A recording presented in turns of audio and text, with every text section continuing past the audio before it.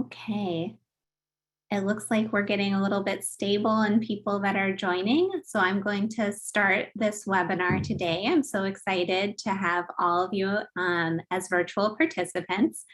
My name is Bethany Kotler, and I'm a PhD student at Harvard T.H. Chan School of Public Health and the founder of Motherhood Beyond Bars, which is a nonprofit you will hear a lot more about today. And we're, as I said, thrilled to have you virtually here for this webinar, Support Through Separation, Supporting Families Impacted by Maternal Incarceration. This is the second in a 4-part webinar series organized by the Cross-Center Collaboration on the Health of Justice-Involved Women and Children, which is a collaboration of Centers of Excellence in MCH dedicated to advancing the health of this population through research, technical assistance, training, and advocacy. In this webinar, we'll focus on the experiences of and efforts to support an often overlooked group of families impacted by maternal incarceration. Our speakers are Amy Ard, Executive Director of Motherhood Beyond Bars, and Vanessa Garrett, MBB's Reentry and Reunification Program Manager. I've had the honor and the privilege of working with both of our speakers, and I can say that they are wonderful and beautiful human beings doing wonderful work. We'll have time for questions at the end. You can submit your questions through the Q&A function throughout the webinar. And without further ado, I'm going to turn it over to Amy Ard. Thanks so much, Amy. Thank you, Bethany, for that warm welcome. And Vanessa and I are thrilled to be joining you today. Excited that this collaboration exists, and it's an important conversation, not just the one that we're having today, but all 4 conversations are important. I will introduce myself briefly. I am coming to you from Atlanta, Georgia. I use she, her pronouns, and my interaction with the criminal legal system, I have not been incarcerated. I think that's important for people who do this work to center themselves in that. My interaction with it is the same as a lot of people in this country. I had a family member, a cousin that was incarcerated, so not even an immediate family member. And I really came into this work through my interest and background as a childbirth doula.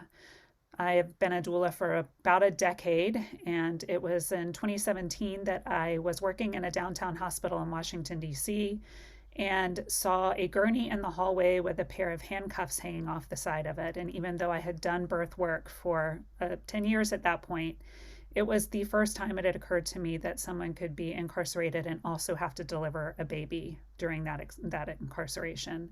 And as I was kind of contemplating the image that was in front of me, the door of the room to the room I was working in opened up, and an armed guard walked out, and I realized that there was likely a woman chained to a bed, delivering a baby with no support by her side. And that is the day that my world turned a little upside down. I moved back to Georgia, which is my home state, and at that point was still a place where it was legal to shackle women in birth.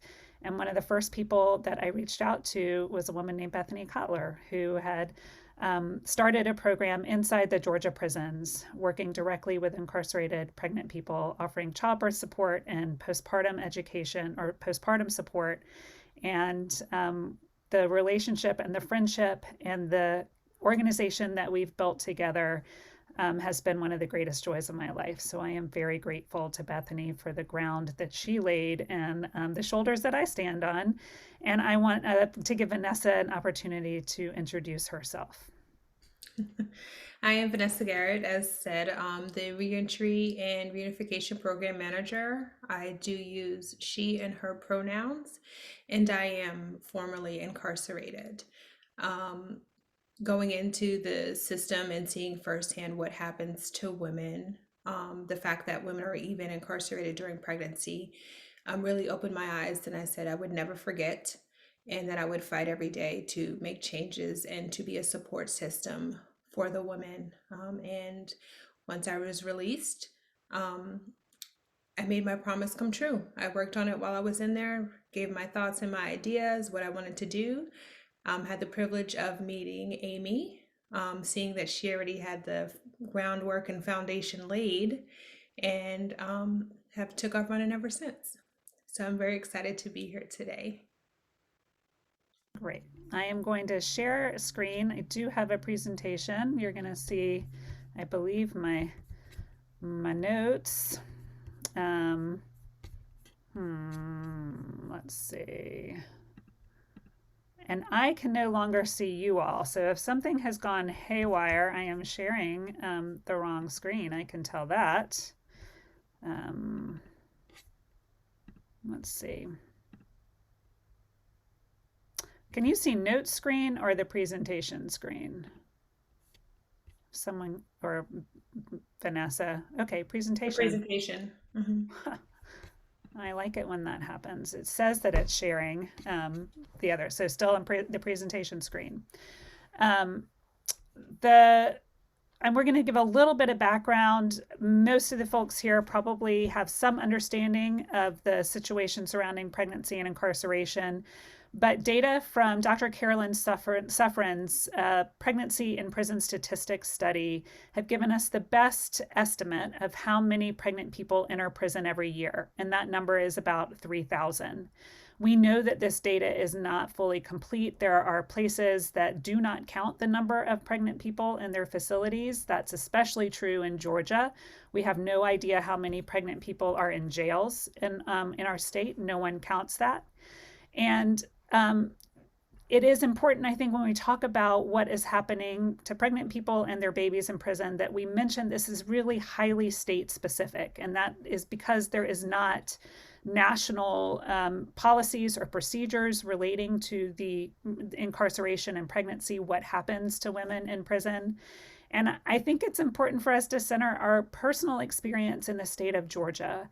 We know that Georgia is an incredibly difficult place to work within the Department of Corrections. I will use some acronyms that are Georgia-specific. GDC is the Georgia Department of Corrections.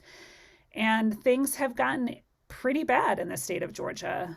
If you've been watching the news over the last month, there has been a Department of Justice investigation opened on the entire Georgia Department of Corrections, their prison system. We know that making policy changes and suggestions about how to treat people who are incarcerated, that is a tricky line to walk in Georgia. There are other states where community partners and states have been able to work together to make these situations better, but that has not, unfortunately, been the case in Georgia. Vanessa is going to talk a little bit about for people who are pregnant in Georgia, what their experience is like. We will get to the caregivers, but I think it's also important to talk about what the experience of pregnant people in Georgia is like when they are incarcerated. And Vanessa, I'll hand it off to you for that. Okay, so when a woman enters the prison system, she goes through a process called diagnostics, where she is assessed and given a pregnancy test. When that test comes back positive, she's then sent to a prison medical facility. All the pregnant women go to this specific facility for prenatal care. Unlike other states, women are not transported to and from doctor's appointments. They actually receive all of their care at this one facility. Upon entry into the facility, they meet with the counselor. They write the name and the address of who they want to pick up the baby at the hospital, and that name is put in a file and sent to the hospital with the mother when she is actually transported for delivery. All the women give birth at the same hospital in Atlanta. Up until 2 years ago, women were only allowed to see their baby for 2 hours before being transferred to the forensic floor, which is in the basement, and babies were then sent to the NICU. There isn't a healthy baby nursery at this particular hospital. All the babies are transferred to the NICU.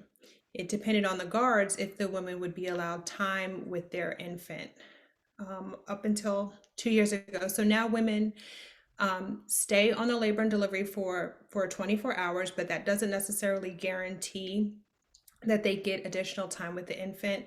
If the baby has to stay for observation, the mother spends limited time with the infant while she is still on that floor. The women do not receive any breastfeeding support. Georgia does not have a breast milk shipping support program, so women are not able to pump and send their breast milk home to the caregivers for the infant. Once she's released from the hospital, she returns to the largest prison facility for females. She doesn't return to the same small medical facility she was previously in. She doesn't get to retrieve her property. And when she arrives at the new facility, she arrives as is with the same clothes she wore while she was in labor. She doesn't receive any additional clothing, no additional underwear, no breast pads to absorb her leaking breast milk. In many cases, she's considered lucky to receive sanitary napkins. She's then placed in solitary confinement for medical observation, although that's technically against the law in Georgia. Women who are in solitary confinement for the observation are not allowed access to a telephone or to use the JPay kiosk, which is the prison email system, to communicate with their family, to even find out if the baby has been picked up by the caregiver. And, all communications are paid or prepaid by the caregiver. So one of the main questions that we have when we talk about our work to any number of different communities in Georgia, from churches that want to find out more about our work to other nonprofits, is what happens to the infants. And it is unfortunate that until pretty recently, we really had no idea what happened to the infants after they were born. We do know, and research has been pretty clear, that being born to a woman in prison is a not great start to life. And we know that babies that are born in prison are more likely to have challenges throughout the course of their life. They are likely to have problems in school, more likely to have a mental health diagnosis. There is some suggestion that they are more likely to have interactions with the criminal legal system themselves because they were born to a woman who was in prison. One of the moments where this work became so crystal clear for me was sitting in a postpartum group that I held at Lee Arundel State Prison. There were 14 women sitting in a circle.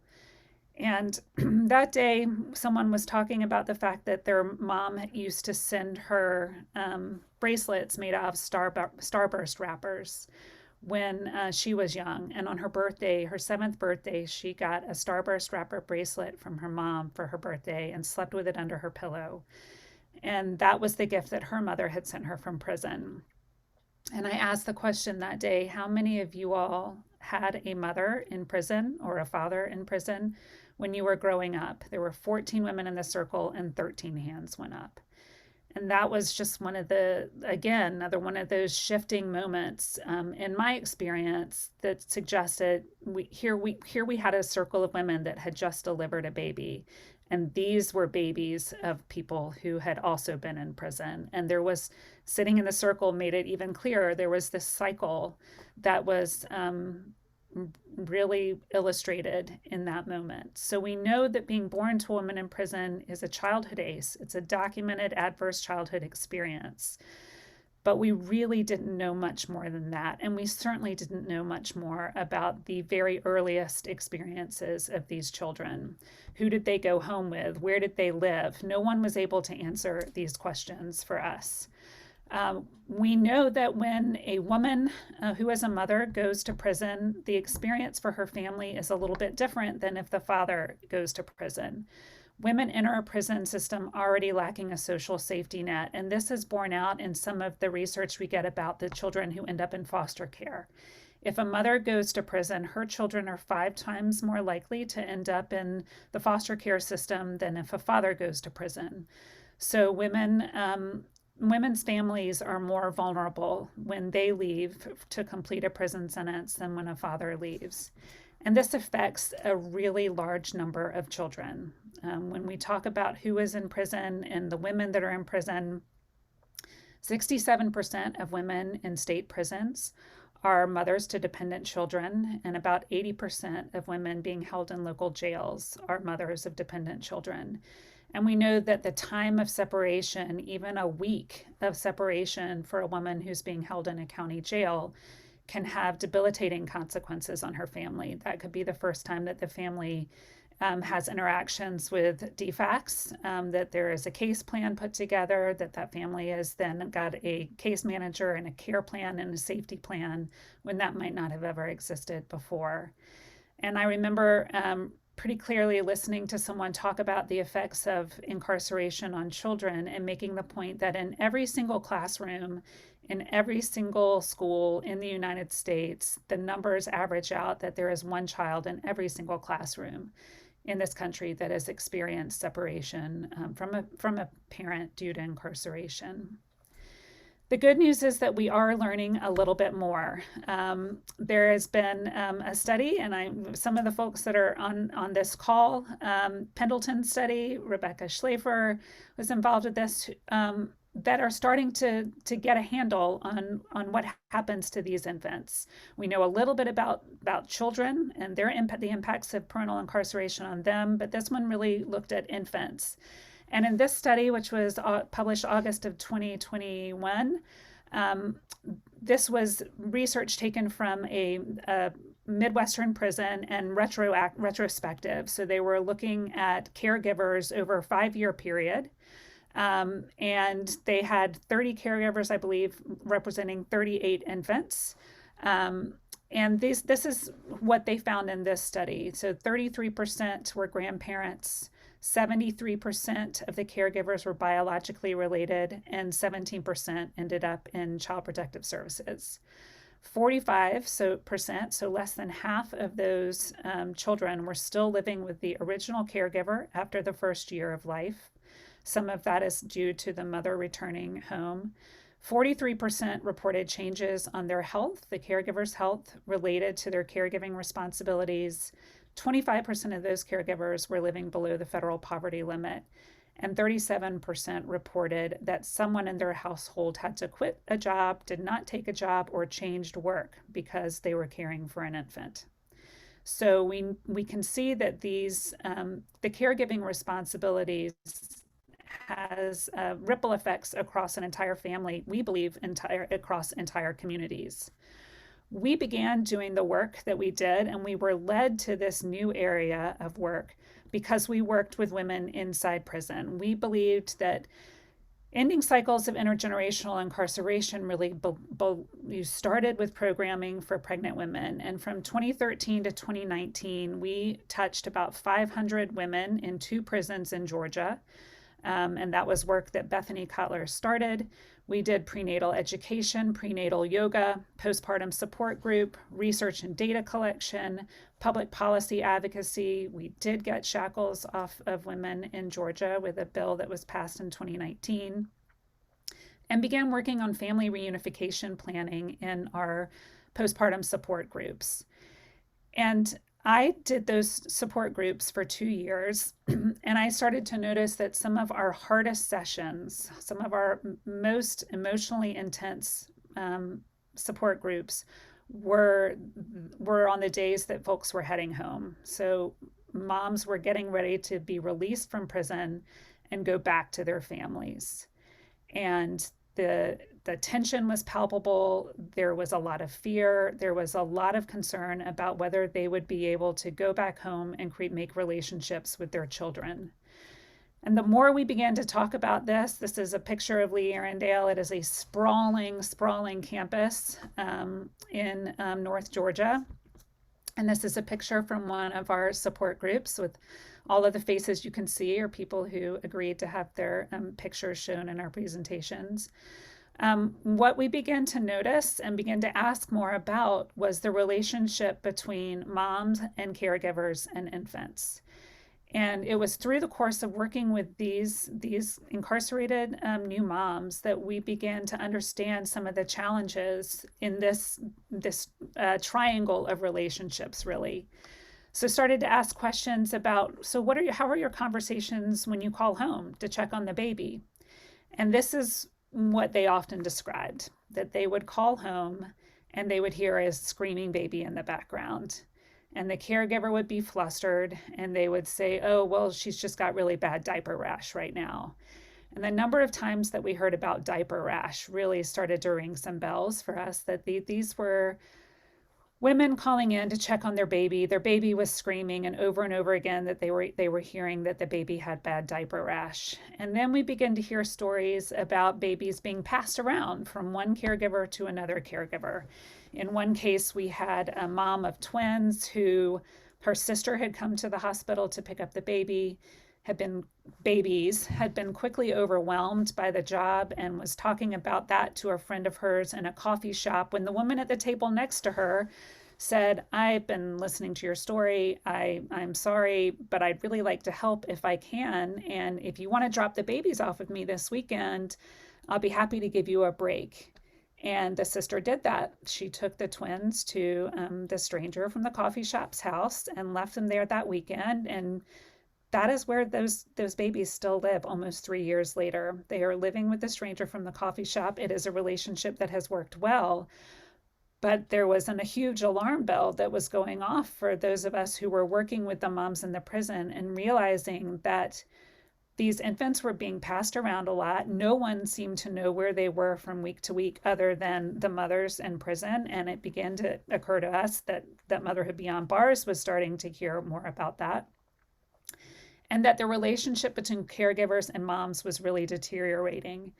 So we said, well, why don't you call more? Why don't you talk more? Why don't you email more? And then we started to hear about the cost of communication, that every single time they wanted to write an email to a caregiver, it cost them 35 cents. And every time a caregiver wanted to write into a mom and pay for her response, she had to pay 35 cents twice. And I just like all of you to think for a second about the number of emails that you get on a daily basis and what would happen if you had to pay 35 cents for every email that you sent out. We also know that email is not a great way to stay in touch with an infant and a newborn. And so we asked about phone calls, and phone calls home cost $2.60 on average for a 15-minute call. There is always a service charge to add money to an account. So that's between $3 and $3.50 every single time you want to even add. If you wanted to add $5 to talk on the phone, that would always be an $8 charge. Video visits. We also know that phone calls aren't a really meaningful way for moms to communicate with their infants. Video visits were $3.95 for 30 minutes, but we were hearing over and over again that the video kiosk machines were broken at prisons. Some dorms would never have enough bandwidth to support that video visit. And then lastly, no one was coming all the way to Lee Arundel State Prison for visitation. We know that in-person visitation is the least likely form of communication between incarcerated parents and their children, but that's especially true in Georgia. When your family lives in South Georgia and the prison is 4.5, 5 hours away in North Georgia, the thought of bundling up a newborn, driving 5 hours, waiting outside in line to find out whether you can even go in. When you get to the front gate, the guard telling you cannot bring in diapers or formula or any way to feed the child during the 2-hour visit and change a diaper. The cost of those visits really became prohibitive. And so it was not unusual for women in our postpartum support group to have been in prison for 15 months and never physically have held, touched, smelled, had contact with their newborn since the 2 hours after they gave birth. That was not at all unusual. In fact, it was really the norm. And what we were concerned about and what was kind of borne out in these postpartum support groups as a mom was heading home was that she was completely unprepared to reestablish a relationship with her child. And in the meantime, the relationship between the caregiver and the mother had deteriorated to a point that there was a total lack of trust. So while we wanted to see pictures like this, what we dreamed of was women being happily reunited with their kid, that this would be the last time anyone in that family ever saw the inside of a prison wall again. What we suspected was that they were completely unprepared and that the relationship had become so severed that that family reunification was going to look quite different. And so we decided to do something about it. Now, one of the problems in Georgia was that if we were doing programs inside prisons, we were prohibited from having contact with family members on the outside, and we were prohibited from having relationships with or programs for women that we had served inside prison once they were released. And this is just a standard operating procedure that we were told there was not a way to do both. And so at the end of 2019, we listened to what the women in the program were telling us that they needed and they wanted. And we followed that path that they laid out for us. And so we began two programs. We began a whole family support program, a caregiver and infant support program, and a family reunification and reentry program for women. And logistically, what that looks like is that we provide tangible material support to caregivers. We do local resource mapping, making sure that the caregivers, no matter where they live in the state of Georgia, have some local resources that they can take advantage of. Emotional support for both the caregiver and the mother. Family reunification planning that begins from day one. From the minute that we find out that there is a pregnant woman in prison, we are planning for a family reunification. Figuring out ways to meaningfully keep mothers connected to their newborns. This is tricky. There are a lot of programs in the country that focus on keeping relationships between children and their parents connected over a period of incarceration, but it is very hard to figure this out when your child is nonverbal, when phone calls don't mean anything. So we've spent time thinking about filling out baby books and infant development milestones. We have been sending at-home printers to all of our caregivers so that they can print out pictures of the infants and send those in to the mothers. And when they can't do that, we print out the pictures and send them to moms. And then we're focused on reentry. From the minute that we find out that there is a pregnant woman there, we are looking at vital documents. We are making sure that she's got everything in place logistically that she needs from the moment she walks out of there to be able to focus on family reunification and getting her feet underneath her. We heard from the hospital that and I'm amazed because it's the first time this GIF has ever worked on a presentation. Usually it crashes my entire presentation, so that is very likely to happen. That when we asked the hospital, what are you hearing when you reach out to caregivers? What can we do to help support you in those moments? The hospital said, and this was another real red flag for us, well, we sometimes call the caregiver to tell them to come pick up the baby, and that's the first time they've ever heard that they're going to be the caregiver of a child. And so we give them 4 hours to come pick up a baby that they're unprepared to take home. And so the very first thing that we did when we kicked off this program was to make sure that caregivers leave the hospital with what they need to safely care for a newborn in the first few weeks of life. And this is the box is called FinBin. It is based on the Finnish Baby Box program. It's a safe sleeping space for the baby. And we fill it up with about $250 or $300 worth of critical infant supplies. And the caregivers tell us that this has been a real lifesaver for them. Even though we have developed our program in a way that we make sure caregivers know that they're a caregiver, none of the hospital is not calling caregivers anymore to alert them to the fact that they're going to be a caregiver. We have solved that problem, but we still know that these critical infant supplies make a difference. And then one of the promises that we make our caregivers is that we are here for the long term. We are going to be standing by your side. We are going to problem solve with you. We are going to send you a monthly supply of diapers. And you can almost hear an audible sigh from our caregivers when we explain this part of the program to them, because we know that diapers are not included in any social service programs. So you cannot use women, infant, and children vouchers. You cannot use SNAP benefits to buy diapers. This is always an out-of-pocket expense. And I don't know how many of you have children that are in diapers right now, but you have probably noticed that the cost of those diapers has gone up a good amount over the last few months. So our diapers and wipes used to cost us about $50 a month, and we are now spending about $75 a month per family on a monthly supply of diapers and wipes. We believe, and what caregivers are telling us, is that this investment in that family makes it possible for the child to stay in their house. that without that support, they might be looking at an alternative caregiver. They might be looking at placing that child in foster care. Um, a diaper is a lot more than a diaper. And it is, we talk a lot about simple acts of kindness and how transformative that those can be for people over time. But I have never seen a diaper be a bigger deal than it has been for the families that we've worked with. And we are committed to continuing that. So Vanessa is going to talk a little bit now about just how we build relationships with caregivers, the importance of building relationships with caregivers, and how that also relates to the relationship with mothers and how this ties together with our reentry work.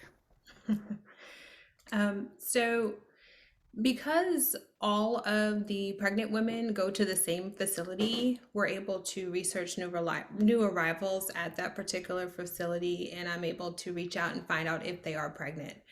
9 times out of 10, they are. Sometimes women are there for other medical reasons, but they are pregnant, and I ask if they've identified a caregiver and if I can have that caregiver's contact information, just to make sure the caregiver is prepared to receive the infant. A lot of times, because of lack of funds with the communication system, meaning like the family doesn't have the funds to send the other family member commissary to put money on the phone or the email system, sometimes the caregivers don't even have an idea that the person is even transferred or in prison. One instance, I called a caregiver to see if they were willing to care for the infant, and the response was, of course, but where's the mom? And at that point, I had to explain, like, she's in prison, which opened a whole nother can of worms. We do send caregivers a packet of helpful information that has everything of what they'll need when they pick up the baby, making sure that their ID has the same address that the mother has given originally in her packet. There have been times when the ID had a previous address on it, so I was able to notify the mom in time before there was any complications with picking up the baby. We set expectations on how long the process will take at the hospital, send directions to and from the hospital, because a lot of times the caregivers are older and aren't very familiar with how to use the GPS systems. We do give the caregivers a heads up about our begin box so they know what they'll receive at the hospital. And in many times we have met the families at the hospital with diapers and infant clothes and pack and plays and car seats. Once the caregiver finds out that they need a car seat, before they're allowed to bring the baby home, they go, where am I going to get that from? The hospital doesn't give me one. And it's like, no, the hospital doesn't give you one. A lot of counties don't even give out free car seats, and that's where we step in and make sure that the family has a car seat. During this whole process, true relationships are being built between us and all of these families. We don't just limit our interest to just the mother or just the child or just the caregiver, because there's so much more to that. Does the mother have other children? How is she feeling while she's inside? What are her anxieties? Does someone else live in the household? What do they have going on? Is someone sick? And when we find out all this information, we'll even call back to see, like, well, has the person who's sick recovered? And how was Johnny's birthday? You know, just things like that. It's a real care process that seems to come very natural to us because we truly care about these families. It's not just getting them what they need and then going away. It's a constant, continual communication process. And a lot of times the communication between the mother and the caregiver can be strained because they don't have access to the telephone or to the JPay kiosk, primarily because of lack of funds, or in the instance, the caregiver isn't able to use the technology. They just don't have the technical skills and equipment to communicate. And as Amy stated, usually when they lack the technical skills, we have them send us the pictures via text message, and we'll print them out and send them to the mother. We'll also print pictures of the mother and send to the caregiver in mail, so the caregiver can show the infant, like, this is your mommy, and have that visual with it. Sometimes families just lack the funds. So we'll put money on the phone for the mom to call so the baby can hear the voice, and we'll send the mothers extra stamps so that way they can prepare a video, which is called a videogram, and that's sent over the JPay system so the caregivers can play that video of the mother moving and the mother speaking and the mom singing to their infant. During this whole process, the mothers and the caregivers and I are constantly planning reunification over and over and over again, because as time goes on, things change. We plan for the reunification with the caregiver, meaning the mom will go home directly to the caregiver. And there are instances where the mothers realize, listen, I have a drug addiction. I'm not able to get the classes in here. GDC is not providing me any type of therapy or counseling. Before I go home and be the best mom I can be, I need to get some type of recovery help. And at that moment, we will actually refer them or speak with them in regards to our sober living facilities that we do work with.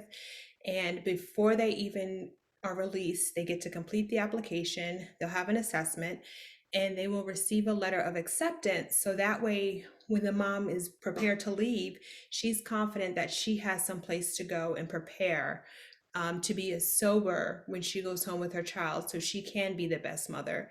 And 100% of the time, the caregivers are so ecstatic to find out that the mother, although she'll be gone for an extra 3 to 6 months, she's getting the help.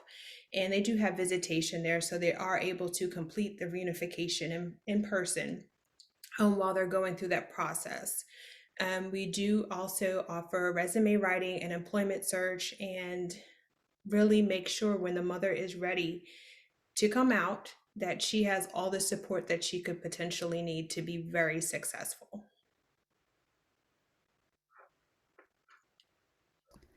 One of the things that I also wanted to mention from a legal and social services standpoint is that the caregivers who arrive at the hospital arrive and pick up a baby and walk out. And until Motherhood Beyond Bars started this program, really they disappeared from view.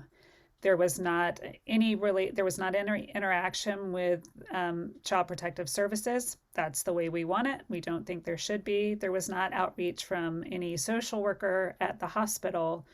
So caregivers were walking out with this baby, and many of them didn't know that that the infant qualified for a WIC. The babies were leaving the hospital covered by Medicaid in most cases. Sometimes there was snafus.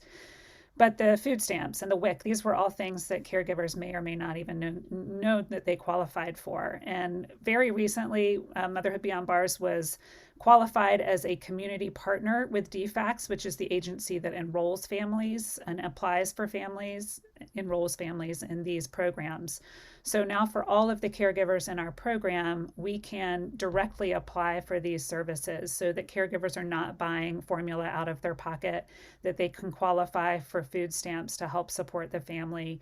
None of these caregivers are getting any of the supports that a foster family would get through. There's no financial remuneration at all for kinship care in Georgia. So that's a big way that we've been able to help connect these caregivers to existing social services. We are also working with community partners like Atlanta Legal Aid and Georgia Legal Services that work with the legal aspects of becoming a caregiver. When they leave the hospital, there is not a shred of evidence that they have legal right to take this child to the pediatrician. Most of them have relationships with their pediatricians in their hometowns and have been able to make that work. But we need to make sure that they have a power of attorney and having the trust built between the caregivers and the mothers so that we can help advise them or get them to legal services even that can help advise them about the best legal arrangements for their situation, where the mom feels like her rights are protected and the caregivers know that they can take the child to the emergency room or the hospital if they should need to seek that care for them. That's a huge weight off of their shoulders.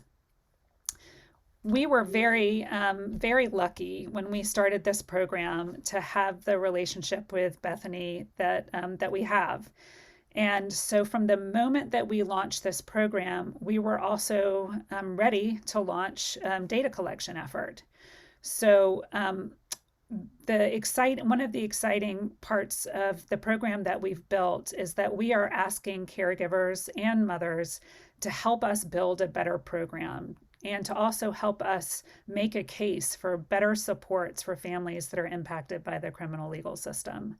And the good news is that almost all of the families that we have are working with were enthusiastic about helping us better understand this issue.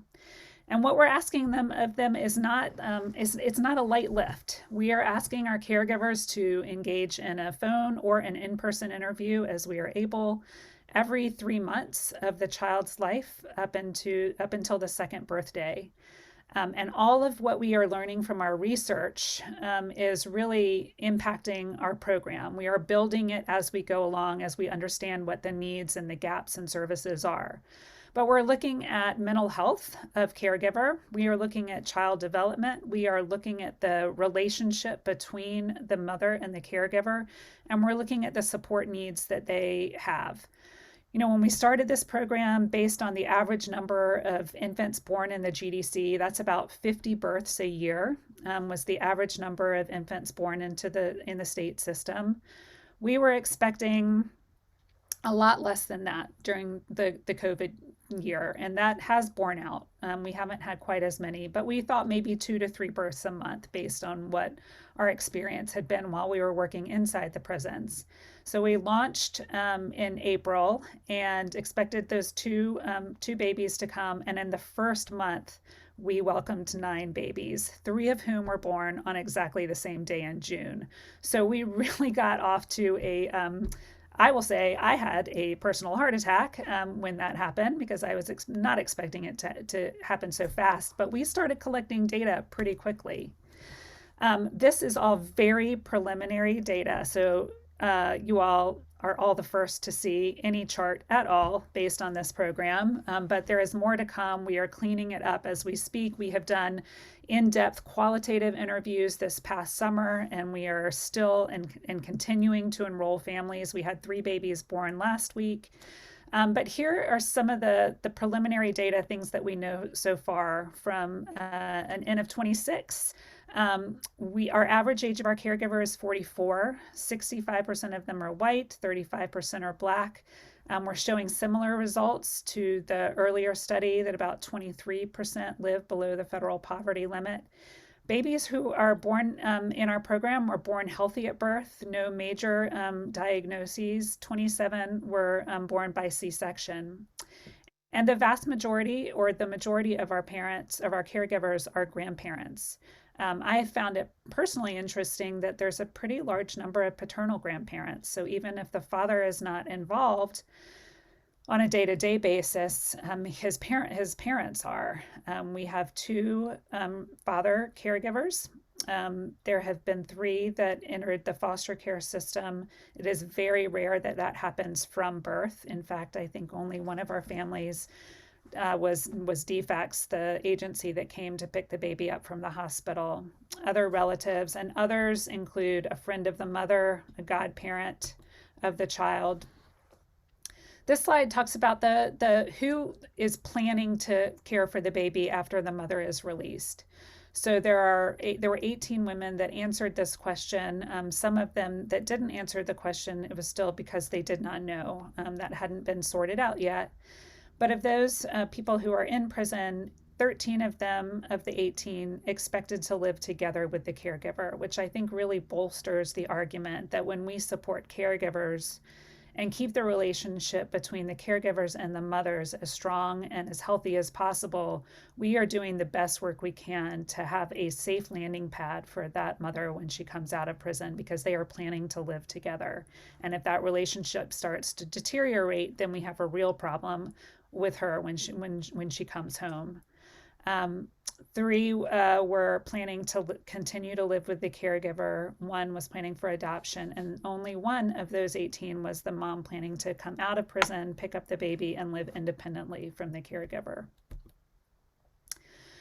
We've had some changes to the caregivers.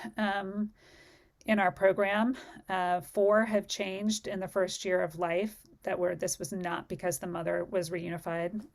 There was a death of a primary caregiver, incarceration of a temporary caregiver, and there were changes to a foster family. So a child was already moved from foster family to foster family. And what we've learned about the infants and the mothers in particular. So for the women in our program, 8 mothers were released within the first year of the study. 3 were released when their child was 6 months or younger. 4 were released when the child was 12 months or younger, and 1 mother was released at 15 months.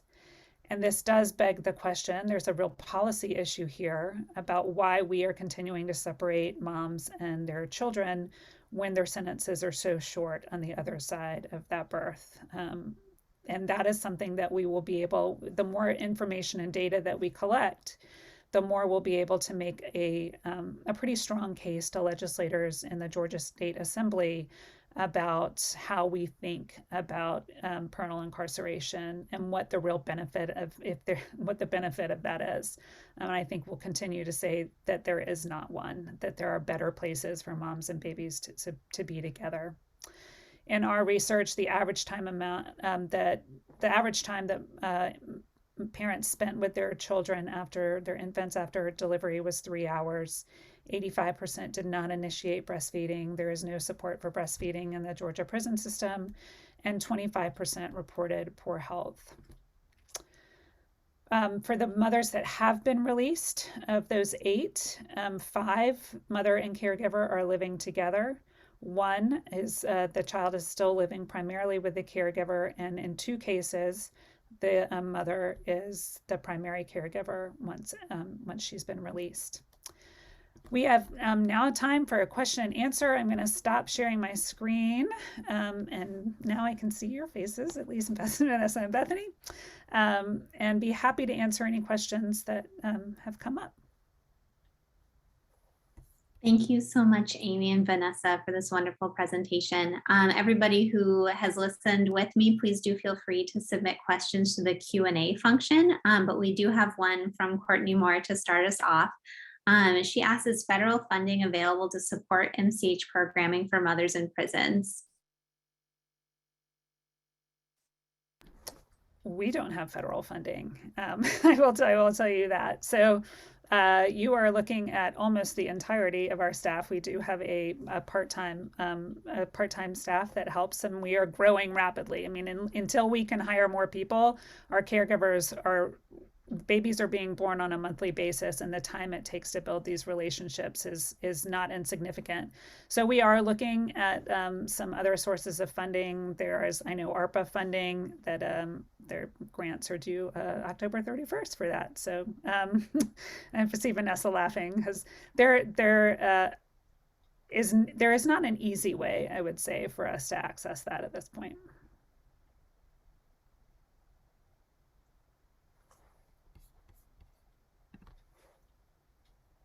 Thank you. Another question from Catherine. Can you talk about any national collaborations with other groups like yours in other states? Does such a thing exist? And I can say before Amy talks more, yes, it does. Yeah, Bethany, you can answer some of that. Why don't you take it? I would be happy to. So I know that there is collaboration going on with other programs. There are network calls that a lot of the folks that are on this webinar today have helped set up between people who are doing doula programming or pregnancy-related programming in prisons. And then I would say that in terms of supporting these programs, the JIWC collaboration, which is the host of these webinars, is a big one. But Amy, you have much more experience working with other programming specific. Mm-hmm. So, I came to this work really intent on being, my background is as a doula. I had worked in nonprofit world before, not maternal health related nonprofits, but I came to this work as a doula. And when I had that experience in Washington of seeing a woman, I decided that I had a certain set of skills that I wanted to lend to this effort. And so Georgia was my home state. I knew more people here. I came here to do that work. and quickly found that there was this national community of people who were doing that. Our friends in Minnesota and the Alabama Prison Birth Project. And what I learned along the way is that it's hard to, there is not a particular model that you can pick up from one state and move to another, because every Department of Corrections is different. Your ability to build programs, it is real tricky in Georgia. It is not an easy place to develop new programs. And I know Bethany was at this before I was, and that is true. So we get a lot of support from other programs across the country that are working with incarcerated pregnant people.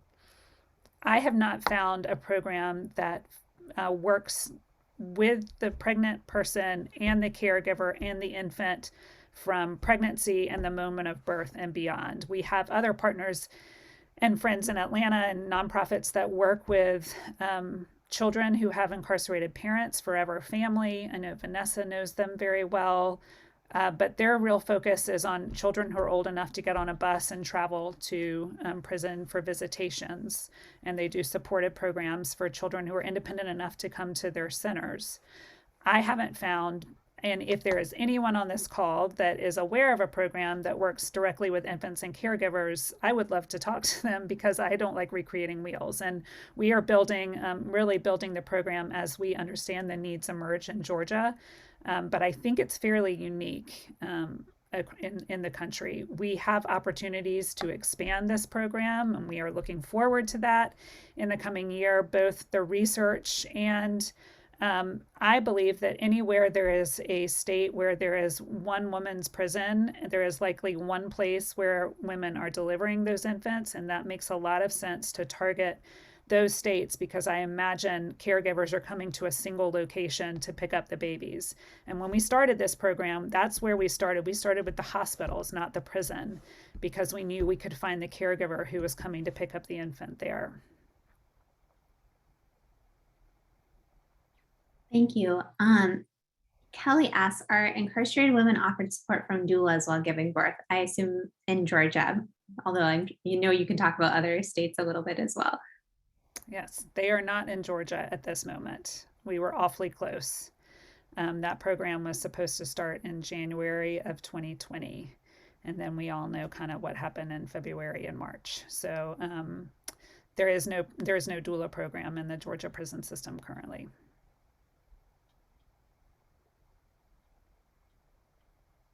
Thank you.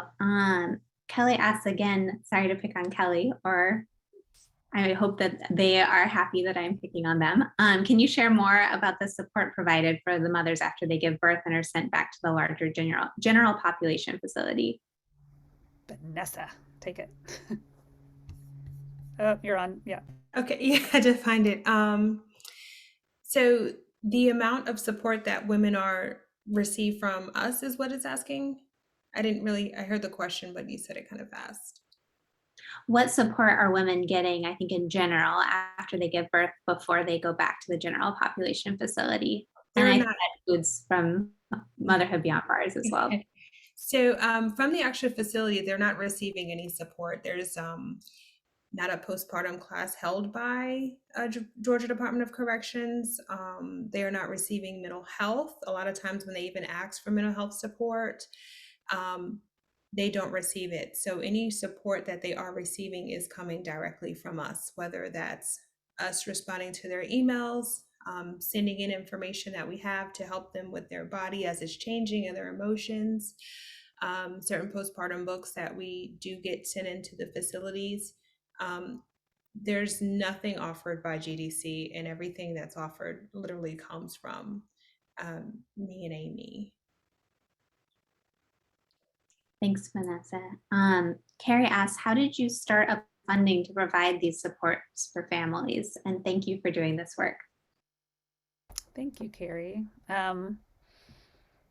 Well, when we started, this was when we started delivering programs inside prisons, this was a fairly cheap operation to run. So for a long time, I paid myself gas money to go to prison, and that was it. And that worked for a little while. But then I started thinking about doulas and wanting to make sure that we were able to pay doulas for their services. And so I started talking to family foundations and other nonprofits who were doing maternal health, and found some fantastic supporters, and mostly in Georgia. So these are family foundations that are focusing on child maternal health or vulnerable families. And we have really just had to step up our fundraising game. I would, we're about 50-50 individual fundraisers versus grants. So the argument that we are able to go out and talk about our work, and individuals have responded so generously that we have been able to, cover the cost of diapers. We know that if we have 50 babies born in a year, that's at the old diaper price, that's $24,000 a year that we're spending in diapers. So we are always and actively looking for funding partners, and we know that we are going to need to expand the work by hiring more people to build these relationships with our families, which is an intense, time-intensive project, but we believe will really pay off in the long term if we take the time necessary to build those relationships. You may certainly donate at www.motherhoodbeyond.org. Thanks for your question. Thanks, Amy. And I just want to turn people's attention to the answered questions in the Q&A. Rebecca Schleifer posted a way to reach out to the National Prison Doula Coalition and join the listserv if anybody is interested. So you can find the link right there in the answered questions of the Q&A. I think we have time maybe for 1 to 2 more questions. Jenna asks, what are some of your long-term ideal policy goals for the research that you're doing?